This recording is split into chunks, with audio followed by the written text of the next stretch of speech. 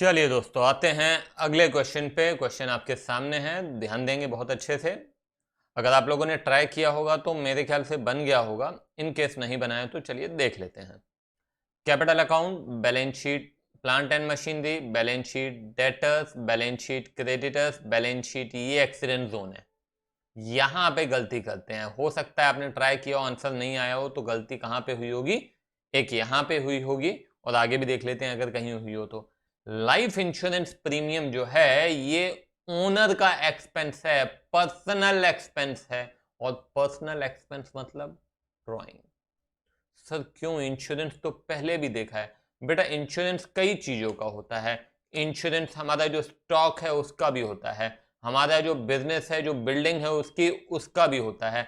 और इंश्योरेंस जो ओनर है उसका भी होता है। यदि स्टॉक का होता है ना, या फिर आपका बिल्डिंग का होता है, फर्नीचर का होता है, तो ये जो आपका इंश्योरेंस है वो बिजनेस का एक्सपेंस है। मगर जो ओनर का इंश्योरेंस है वो पर्सनल एक्सपेंस है। तो वो पर्सनल एक्सपेंस है, दैट इज ड्राइंग। ये ध्यान रखिएगा, ये एक्सीडेंट जोन है। यहाँ पे स्टूडेंट्स गलती करते हैं, तो this will also appear in balance sheet. Students को P&L में लिख देते हैं।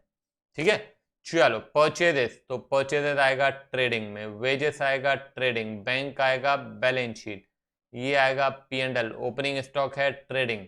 रिटर्न आउटवर्ड, रिटर्न आउटवर्ड मतलब purchase return, trading. Rent, rent आपका P&L। सेल्स आपका ट्रेडिंग। मैन्युफैक्चरिंग एक्सपेंस, परचेज और प्रोडक्शन से रिलेटेड क्या होता है? डायरेक्ट। ये है अगला एक्सीडेंट जोन है, ट्रेड एक्सपेंस। स्टूडेंट शॉर्टकट बना रहे थे, ट्रेड एक्सपेंसेस मतलब ट्रेडिंग अकाउंट में नहीं। ट्रेड एक्सपेंसेस मतलब व्यापार कर रहे हैं उससे related expenses.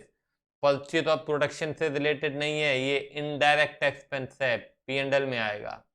Bad debt, bad debt है आपका, अगेन इनडायरेक्ट है, P&L में आएगा। कैरेज आपका डायरेक्ट है, ट्रेडिंग में आएगा। ये आपकी बैलेंस शीट है, और ये आपका P&L, sorry, trading. Return inward मतलब सेल्स रिटर्न। ठीक है, अभी आपका क्लोजिंग स्टॉक दिया हुआ है, बाहर दिया हुआ है, सीधी सी बात है, किधर आएगा? Trading and balance sheet. ठीक है, चलो। अब क्या करना है? अब सीधे आ जाते हैं हम फॉर्मेट पे। ठीक है, तो ये आपका फॉर्मेट, अगेन जगह की कमी है। आप पूरा लिखेंगे, यहाँ पे क्या लिखेंगे? Trading account for the year ended 31 मार्च 2020। यहाँ पे क्या लिखेंगे? Profit and loss account for the year ended 31 मार्च 2020। यहाँ पे क्या लिखेंगे? बैलेंस शीट एज एट 31 मार्च 2020। ठीक है, चलो फटाफट लिखते हैं। यहाँ पे सबसे पहले कैपिटल अकाउंट देखिए, 1 लाख है। किधर आएगा? इधर आएगा। क्या करना है? अमाउंट कॉलम में नहीं लिखना है, तो ये 1 लाख मैंने यहाँ पे लिखा। ठीक है, ये हो गया। उसके बाद आइए plant and machinery 40,000, plant and machinery 40,000। ठीक है, उसके बाद आइए सैंड्री डेटर्स 24,000, तो ये डेटर्स 24,000। ठीक है, फिर क्रेडिटर्स है 12,000, ये लीजिए, यहाँ पे थोड़ी जगह छोड़ देते हैं हम, क्रेडिटर्स 12,000। ठीक है, फिर आइए लाइफ इंश्योरेंस प्रीमियम मतलब आपका ड्राइंग्स है 12,000, तो लेस लाइफ इंश्योरेंस प्रीमियम कितना? 12,000 था ना? 12,000। ठीक है, फिर उसके बाद परचेजेस है 1,05,000, तो परचेजेस, परचेज रिटर्न था तो मैं यहाँ पे इसको अंदर लिखूंगा 1,05,000। ठीक है, फिर आइए वेजेस 50,000। एक सेकेंड, यहाँ पे थोड़ी जगह छोड़ देते हैं, वेजेस 50,000। हम्म हम्म 50,000। ठीक है, फिर बैंक, बैंक आपका 10,000, तो बैंक 10,000। ठीक है, रिपेयर्स है 500। रिपेयर्स, रिपेयर्स है आपका 500, तो रिपेयर्स आपका इधर आ जाएगा। ठीक है, थोड़ी ऊपर जगह मैं हमेशा छोड़ देता हूँ, आपको बता चुका हूँ, या तो ग्रॉस लॉस आएगा या तो ग्रॉस प्रॉफिट आएगा। तो उसके लिए जगह रहनी चाहिए, ज़्यादा भी नहीं छोड़िए। हाँ, ओपनिंग स्टॉक 20,000, ओपनिंग स्टॉक 20,000, ठीक है। उसके बाद रिटर्न आउटवर्ड मतलब परचेज रिटर्न 5,000 परचेज में से कम करना है, तो लेस परचेज रिटर्न 5,000 कम कर दिया, ये हो जाएगा 1 लाख। फिर ये हो गया रेंट है 4,000, रेंट आपका 4,000, ठीक है। फिर सेल्स है 164, सेल्स और सेल्स रिटर्न भी है क्या, बिल्कुल है, तो 164, ये मैं अंदर ही लिखूंगा 164, ठीक है।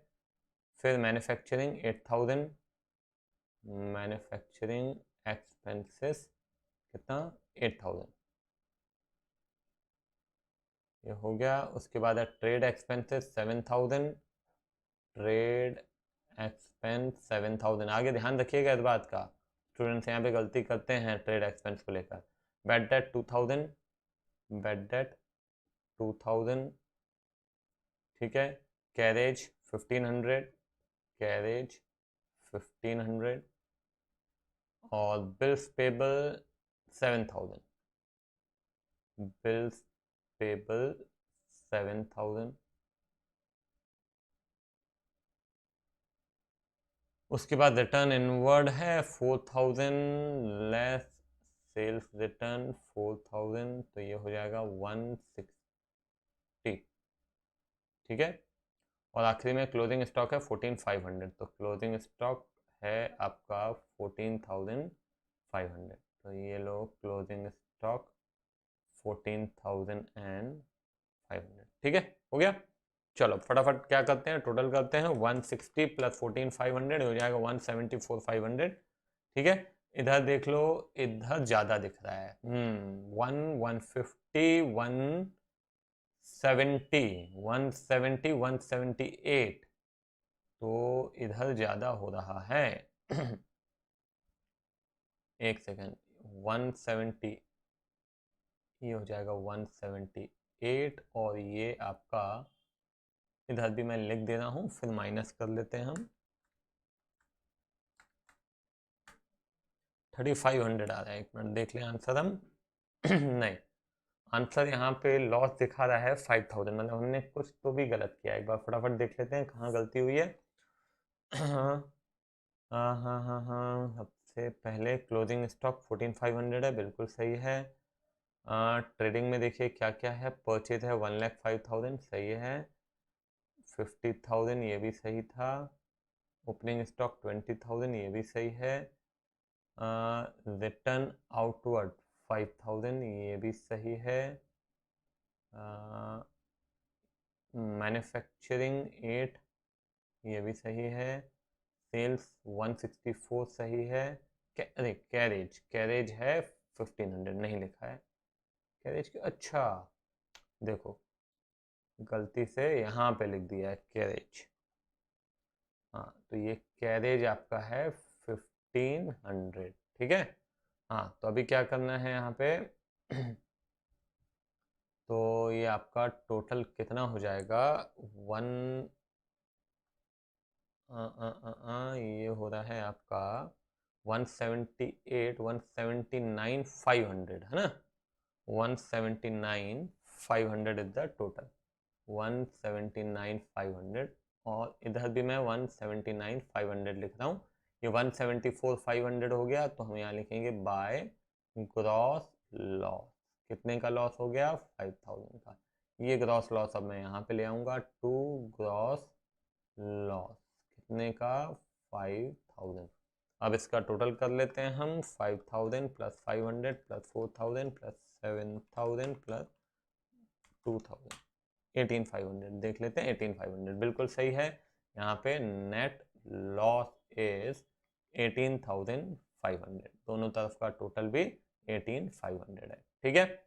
ये हो गया। अब क्या करना है, सीधे इधर आ जाओ, 18,500 आपका लॉस है, तो यहाँ पे लेस नेट लॉस 18,500, दोनों को माइनस करना है आपको, इसको भी इसको भी। चलिए माइनस करते हैं। 1 लाख माइनस 12,000 माइनस 18,500, तो ये हो जाता है 69,500 प्लस 12,000 प्लस 7,000 88,500, इस तरफ का टोटल आ रहा है, इस तरफ का भी टोटल देख लेते हैं। 40 24 64 74 74,000 plus 14,500 that is 88,500। Got it? तो ये हो गया आपका क्वेश्चन। ठीक है, चलो तो फिर मिलते हैं अगले क्वेश्चन में। Bye bye.